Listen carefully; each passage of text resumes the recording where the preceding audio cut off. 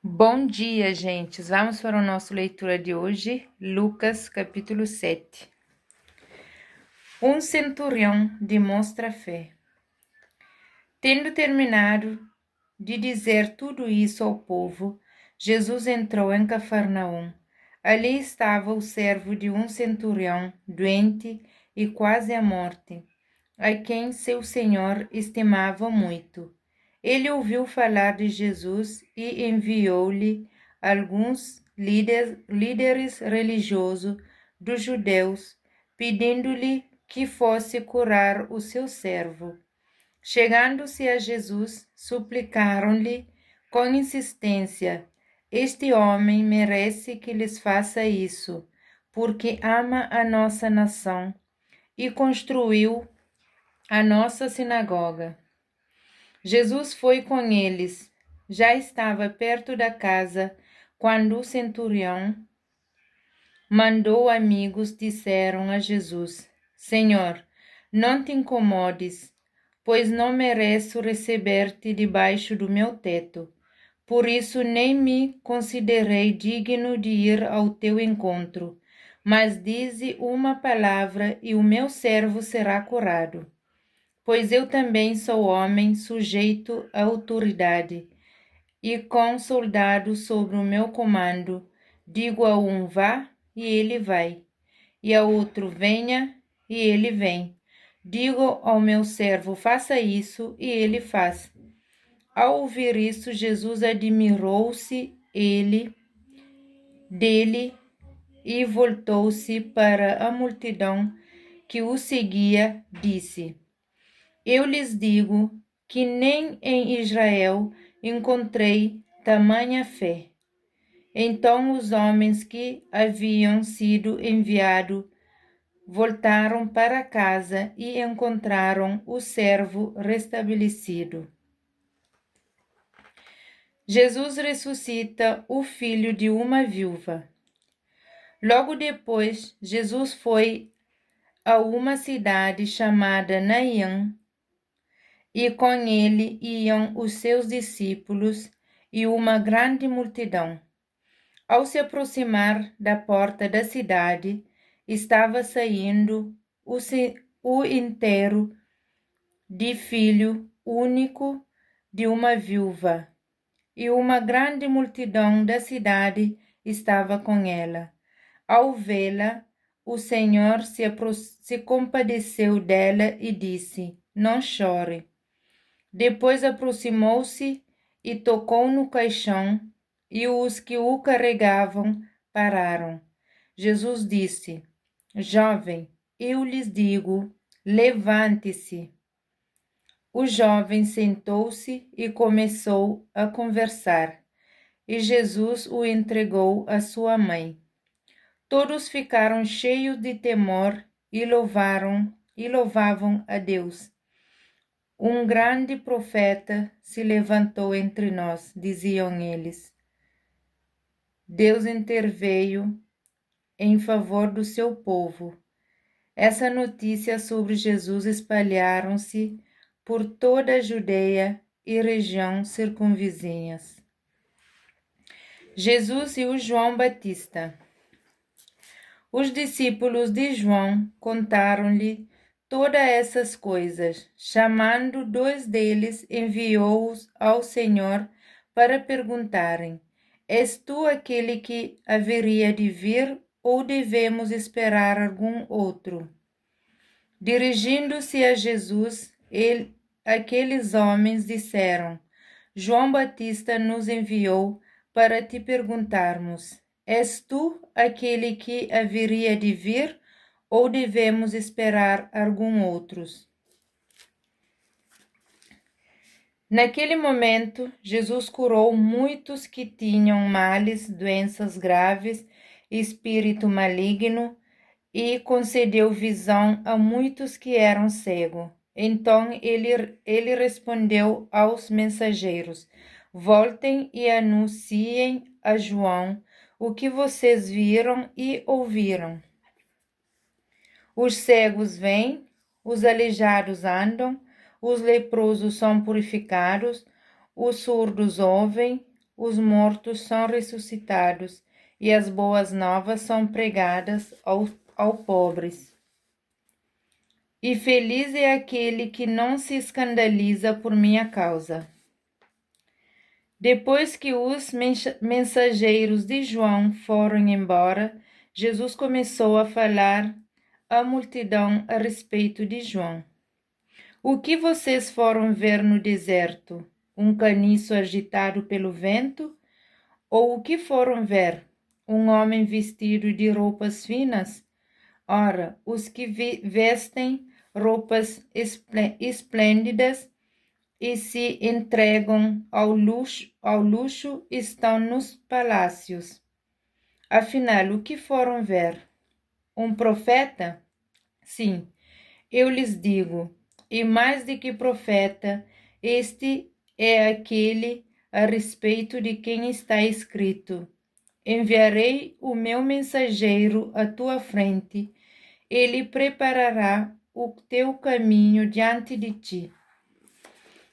Eu lhes digo que entre os que nasceram de mulher não há ninguém maior do que João. Todavia, o menor no reino de Deus é maior do que ele. Todo o povo, até os publicanos, ouvindo as palavras de Jesus, reconheceram que o caminho de Deus era justo, sendo batizado por João. Mas os fariseus e os peritos na lei rejeitaram o propósito de Deus para eles, não sendo batizado por João. Aqui posso, pois, comparar os homens desta geração, prosseguiu Jesus. Com que se parecem? São como crianças que ficam sentadas na praça e gritam umas às outras. Nós lhe tocamos flauta, mas vocês não dançaram. Cantarmos lamentos, mas vocês não choram. Pois veio João Batista, que jejua e não bebe vinho, e vocês dizem, ele tem demônio. Veio o Filho do Homem comendo e bebendo, e vocês dizem, aí está um comelhão e beberão, amigos de publicanos e pecadores. Mas a sabedoria é comprovada por todos os seus discípulos. Jesus é ungido por uma pecadora.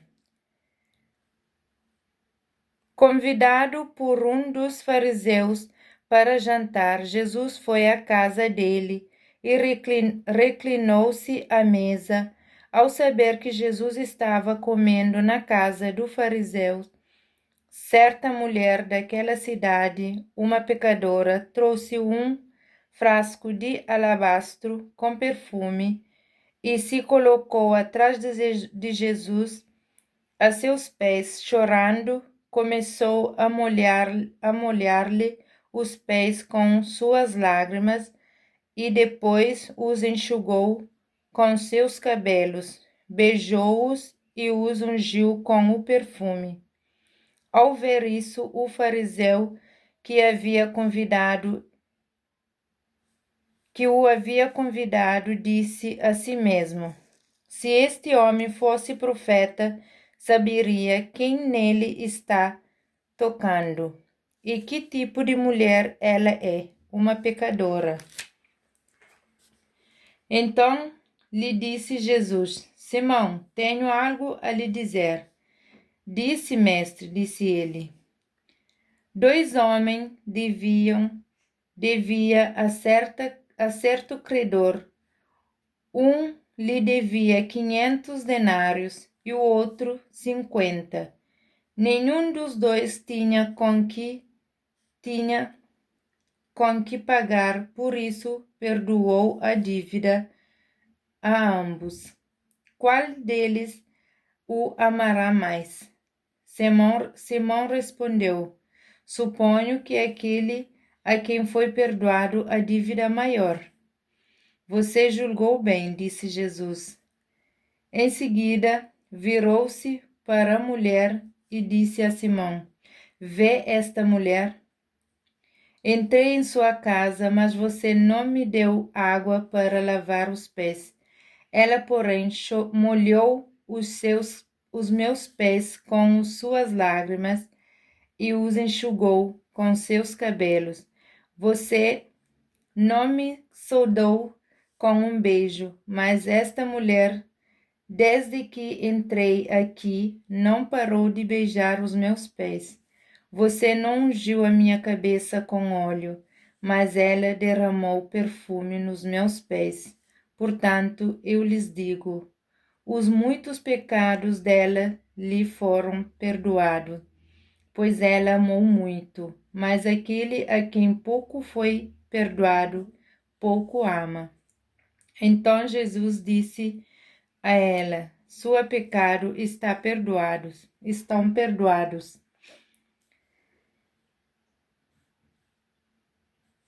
Os outros convidados começaram a perguntar, quem é este que até pecado perdoa? Que perdoa pecado? Jesus disse à mulher, sua fé a salvou, vá em paz. Essa é a leitura de Lucas capítulo 7, ele é bem grande. Ó. Agora vou ler um salmo. Vou escolher um salmo bem curto.